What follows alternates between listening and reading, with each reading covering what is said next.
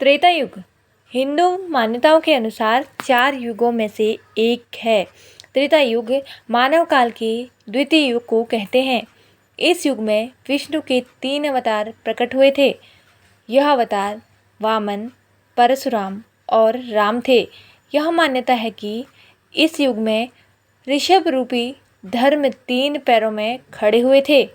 इससे पहले सतयुग में वह 4 पैरों में खड़े थे।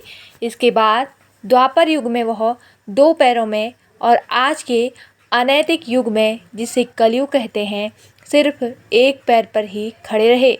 यह काल राम के देहांत से समाप्त होता है। त्रेता युग 12,96,000 वर्ष का था। ब्रह्मा का एक दिवस 10,000 भागों में बांटा होता है, जिसे चरण कहते हैं। यह चक्र ऐसे दोहराता रहता है कि ब्रह्मा के एक दिवस में 1000 महायुग हो जाते हैं। जब द्वापर युग में गंधमादन पर्वत पर महाबली भीमसेन हनुमान जी से मिले तो हनुमान जी से कहा कि हे पवन कुमार, आप तो युगों से पृथ्वी पर निवास कर रहे हो। आप महाज्ञान के भंडार हो, बल बुद्धि में प्रवीण हो। कृपया आप मेरे गुरु बनकर मुझे शिष्य रूप में स्वीकार करके मुझे ज्ञान की भिक्षा दीजिए। तो हनुमान जी ने कहा, हे भीमसेन, सबसे पहले सतयुग आया। उसमें जो कामना मन में आती थी वो पूरी हो जाती थी, इसलिए इसे त्रेता युग या सतयुग कहते थे। इसमें कर्म को कभी हानि नहीं होती थी।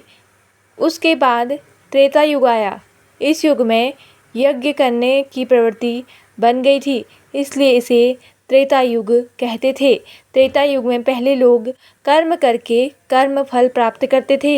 हे भीमसेन, फिर द्वापर युग आया। इस युग में वेदों के 4 भाग हो गए और लोग सत भ्रष्ट हो गए, धर्म के मार्ग से भटकने लगे, अधर्म बढ़ने लगा। परंतु हे भीमसेन, अब जो युग आएगा वो है कलयुग। इस युग में धर्म खत्म हो जाएगा। मनुष्य को उसकी इच्छा के अनुसार फल नहीं मिलेगा। चारों ओर अधर्म ही अधर्म का साम्राज्य दिखाई देगा।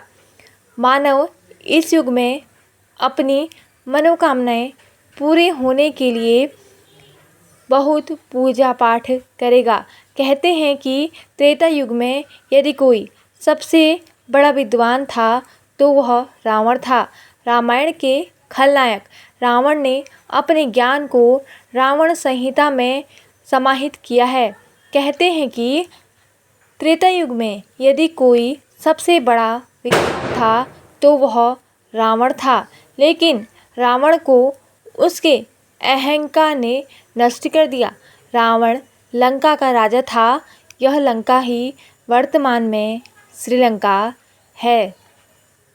उसके 10 सिर थे, इसलिए रावण को दशानन के नाम से भी संबोधित किया जाता है। पद्म पुराण, श्रीमद्भागवत पुराण, कर्म पुराण, रामायण, महाभारत, आनंद रामायण, दशावतार रचित आदि हिंदू पौराणिक ग्रंथों में रावण के बारे में विस्तार से उल्लेख किया गया है। रावण अति महत्वाकांक्षी व्यक्ति था। वह अपने जीवन में बहुत कुछ ऐसा करना चाहता था कि लोग उसे युगों युगों तक याद कर रखें। इस बारे में विस्तार से उल्लेख रावण द्वारा रचित ग्रंथ रावण संहिता में मिलता है। रावण की महत्वाकांक्षा संसार में ईश्वर की पूजा नहीं बल्कि रावण की पूजा की जाए। मोक्ष के लिए लोग भटके नहीं, बल्कि वो स्वर्ग तक सीढ़ियाँ बनवाना चाहता था। सोने की लंका में रहने वाला रावण सोने को सुगंधित बनाना चाहता था। शराब से दुर्गंध न आए, इसलिए वह मदिरा की दुर्गंध हमेशा के लिए मिटाना चाहता था। वह मनुष्य का रक्त लाल से सफ़ेद करना चाहता था। इसके अलावा रावण सातों समुद्रों के जल को नमकीन से मीठा बनाना चाहता था। इसलिए पूरी नहीं हुई रावण की महत्वाकांक्षा। रावण की महत्वाकांक्षा नकारात्मक थी। उसकी हर चाहत प्रकृति के नियमों को चुनौती देने वाली थी। प्रकृति कभी भी नहीं चाहेगी कि कोई भी उसके कार्यों में हस्तक्षेप करे। रावण स्वयं ईश्वर बनना चाहता था। वह अहंकार के कारण ऐसा करना चाहता था। उसकी हर महत्वाकांक्षा नकारात्मक थी। अहंकार के कारण उसकी बुद्धि और ज्ञान दोनों ही भ्रमित हो चुके थे। यही कारण था कि उसके मन में ऐसी ही महत्वाकांक्षाओं ने जन्म लिया था। लेकिन यह महत्वाकांक्षाएं वह कभी पूरी नहीं कर पाया। भगवान राम इक्ष्वाकु वंश के राजा दशरथ के पुत्र और भगवान विष्णु के 7वें अवतार, जो कि त्रेता, सुबाहु, खारा, दुशाना, मरीचा जैसे कुछ अजय राक्षसों की पसंद से त्रेता युग में सनातन धर्म को पुनर्स्थापित करने के उद्देश्य से पैदा हुए थे।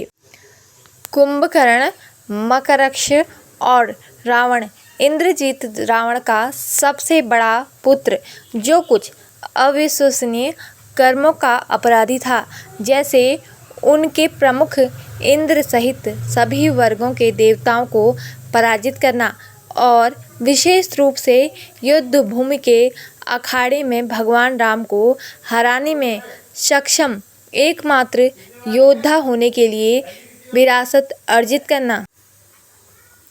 हनुमान शारीरिक शक्ति के मामले में रामायण के सबसे शक्तिशाली योद्धा और रावण द्वारा लंका के सबसे क्रूर सेनानियों जैसे कि जम्बूमलि, प्रहलाद के 7 पुत्रों, रावण की सेना के 5 सेनापतियों और युवा राजकुमार के मारे जाने के बाद रावण द्वारा उसका सबसे शक्तिशाली योद्धा अक्षय कुमार लक्ष्मण, भगवान विष्णु के नाग आदित्य के अवतार, जो लंकापुरी की भूमि में भगवान राम की जीत में महत्वपूर्ण भूमिका निभाते थे।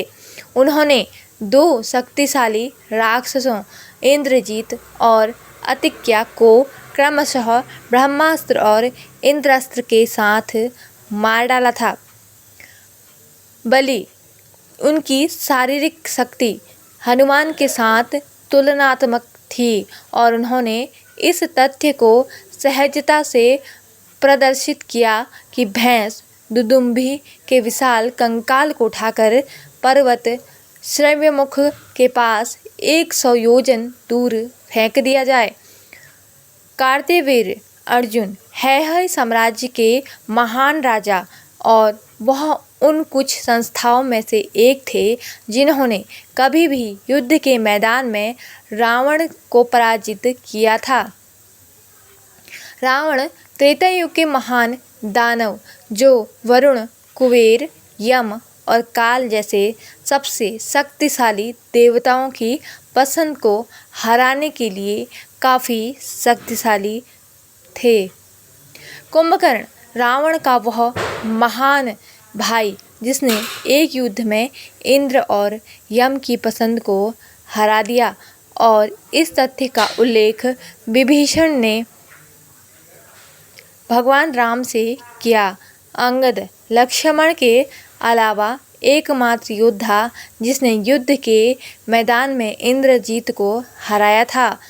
सुग्रीव शक्तिशाली वानर प्रमुख जिन्होंने लंका के अन्य शक्तिशाली राक्षसों जैसे कुंभ, निकुंभ, प्रगासा, महोरा और विरूपाक्ष को समाप्त किया था। त्रेता युग के सबसे शक्तिशाली योद्धा निसंदेह भगवान राम थे, क्योंकि वह कोई और नहीं बल्कि स्वयं नारायण थे और सभी प्रकार की विजय के परम प्रतीक थे। तो दोस्तों आपको यह कथा कैसी लगी कमेंट करके ज़रूर बताएं और हमारे चैनल को सब्सक्राइब ज़रूर करें। धन्यवाद। जय माता दी।